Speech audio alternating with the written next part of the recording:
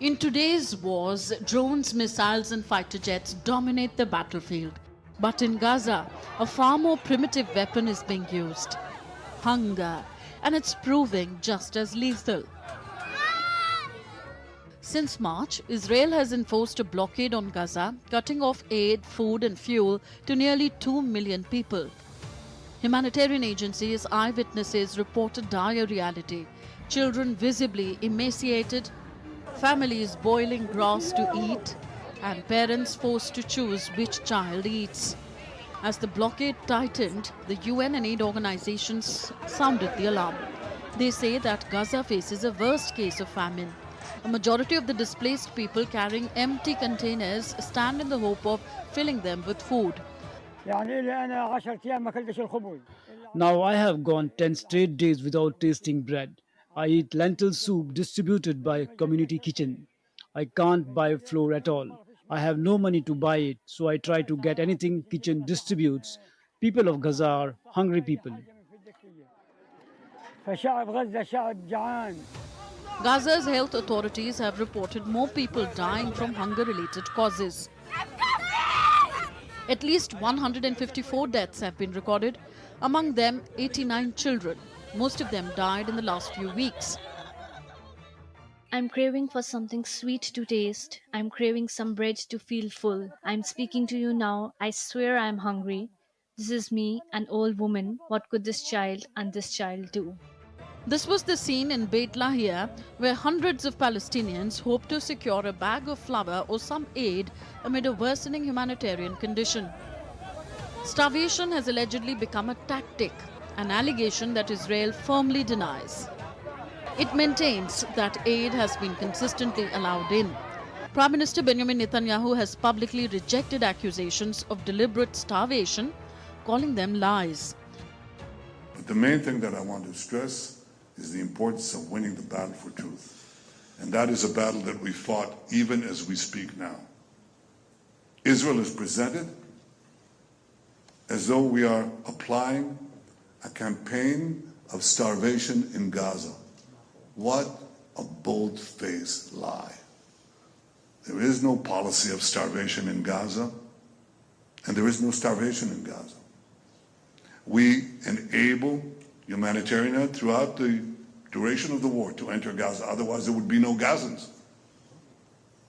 And what has interdicted the supply of humanitarian aid is one force: Hamas.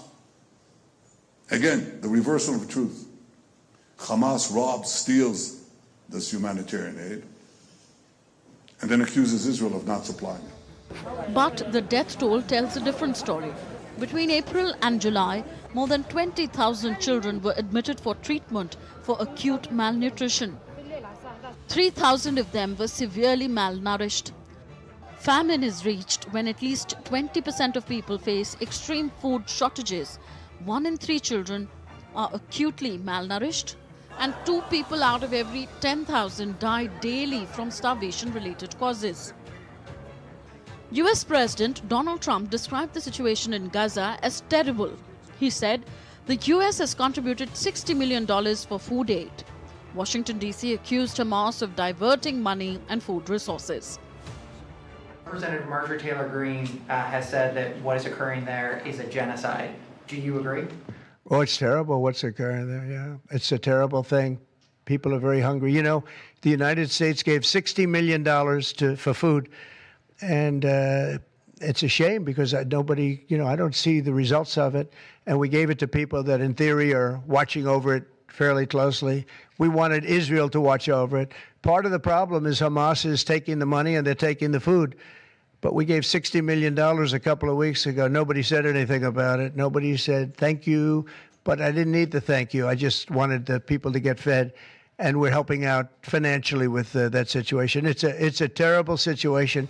Taking note of the international outrage, Israel has implemented certain measures. On 27 July, Israel announced a tactical pause in military operations in select areas of Gaza, with 10-hour windows meant to allow aid to pass through. That same day, 120 trucks entered Gaza. It was a small breakthrough, but far from sufficient. The UN says that Gaza needs 500 to 600 trucks per day to meet basic humanitarian needs. Since May, the average has hovered around 70 trucks daily, according to Israel's Customs Authority. In tandem with the tactical pauses, Israel has allowed more aid to be airdropped. The United Arab Emirates launched 57 airdrops over 4 days, delivering nearly 4,000 tons of aid. Egypt joined in, deploying 4 aircraft that dropped food into otherwise unreachable zones. On 31st of July, a US cargo plane dropped aid across central Gaza. Trump's special envoy Steve Witkoff has visited the region to oversee food delivery systems and finalize an emergency plan to accelerate the access to aid. Meanwhile, Israel has asked non-UN organizations to register with its newly established Ministry for Diaspora Affairs and Combating Anti-Semitism. The registration requires disclosure of details of Palestinian staff, a move most NGOs are resisting, citing risks to the safety of their staff amid the high number of aid workers killed during Israeli strikes. This, even as Israeli airstrikes on Gaza continued.